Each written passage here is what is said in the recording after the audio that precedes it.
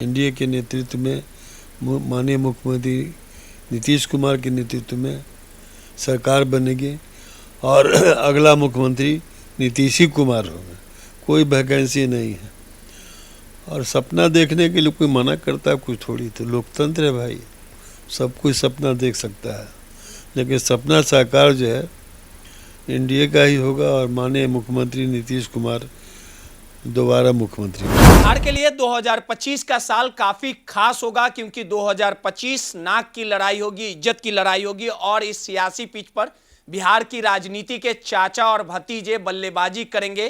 कौन किसे परास्त करेगा ये तो नतीजों में साफ हो जाएगा, लेकिन 243 सीटों पर होने वाले बिहार विधानसभा चुनाव में नीतीश कुमार के नेतृत्व में एनडीए चुनाव लड़ेगा और दूसरी छोर पे तेजस्वी इंडिया गठबंधन को संभालने का काम करेंगे। लेकिन 243 सीटों पे कई ऐसे हॉट सीट हैं जो कहीं ना कहीं नाक की लड़ाई रहेगी और ये हॉट सीटों में काफी कड़ा मुकाबला होगा। जिस प्रकार से रघुनाथपुर बिहार विधानसभा, दानापुर और मोकामा, ये तमाम तीनों सीटें हैं जो लोग जो हैं वो जीतना चाहेंगे, पक्ष हो विपक्ष हो। लगातार इस सीटों पे जो मुकाबला होगा काफी कड़ा होगा। हमारे साथ बात करने के लिए जेडीयू के एमएलसी गुलाम गौस साहब है।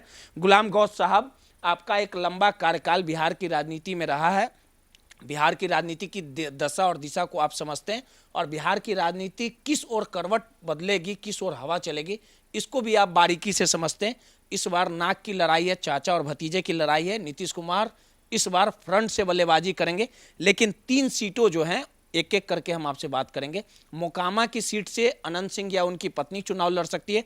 वहीं दूसरे छोर पे यह कहा जा रहा है कि आरजेडी अशोक महतो की पत्नी को टिकट दे सकती है। लोकसभा में भी याद होगा ललन सिंह थे, अनंत सिंह बाहर निकले पेरोल पे, मदद किया। अशोक महतो खुद चुनाव लड़ रहे थे, अशोक महतो शायद चुनाव लड़ रहे थे लोकसभा का। तो क्या लगता है कि मोकामा की हवा किधर चलेगी? और वहीं सूरजभान सिंह है, उनके भाई को भी टिकट दिया जा सकता है। पशुपति पारस शायद इंडिया गठबंधन या आरजेडी में चला जाए। तो मोकामा की हवा किधर चलेगी और अनंत सिंह के सामने ये लोग भारी पड़ेंगे कि परास्त कर दिया जाएगा? देखिए, मैं इस बात से सहमति नहीं रखता हूँ कि 3 सीट हॉट सीट होगा, बाकी सब मतलब साधारण होगा। चूँकि संख्या बल पर सरकार बनती है, इसलिए एक सीट सब हॉट ही सीट होता है, चाहे कोई उम्मीदवार वहाँ से लड़े, पक्ष से या विपक्ष से। इसलिए ये कहना सही नहीं कि 3 सीट 4 सीट जो है महत्वपूर्ण लोग लड़ते हैं, अलग बात। लेकिन अंतोगत्वा तो सरकार बनती है संख्या बल पर ना। में अनंत सिंह और पूरा पत्नी भी चुनाव लड़ सकती है आरजेडी से, और पूरा विश्वास है हमको कि एनडीए के नेतृत्व में माननीय मुख्यमंत्री नीतीश कुमार के नेतृत्व में सरकार बनेगी और अगला मुख्यमंत्री नीतीश ही कुमार होगा। कोई वैकेंसी नहीं है और सपना देखने के लिए कोई मना करता है कुछ थोड़ी। तो लोकतंत्र है भाई, सब कोई सपना देख सकता है, लेकिन सपना साकार जो है एनडीए का ही होगा और माननीय मुख्यमंत्री नीतीश कुमार दोबारा मुख्यमंत्री बने। वैकेंसी फुल है, कोई जगह नहीं।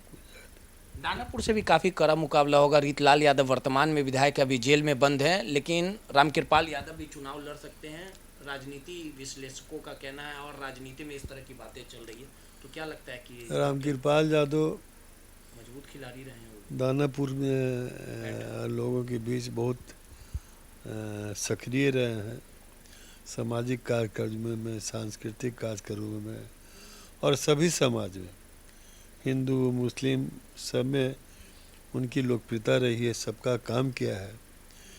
इसलिए कोई अंतर नहीं पड़ता है कि वो किस पार्टी से लड़े, सभी समाज का उनको समर्थन मिलेगा और मैं समझता हूँ कि वो अच्छी लड़ाई देंगे और जीतने का काम करेंगे। जाइएगा दोस्त हैं, सभी के लिए हम लोग जाते ही हैं। तो जब हम लोग का घटक दल के एनडीए के जो पार्टनर हैं, तो ऐसे भी हम लोग हमेशा उनको सपोर्ट करते रहे हैं। सीधे तौर पे जो मुकाबला होगा वो काफी कड़ा होगा और साफ तौर पे गुलाम गौस का कहना है कि 243 सीटों पे जो चुनाव लड़ा जाएगा, जिसमें कहीं ना कहीं एनडीए मजबूती के साथ चुनाव लड़ेगा और नीतीश कुमार के नेतृत्व में धमाकेदार जीत होगी।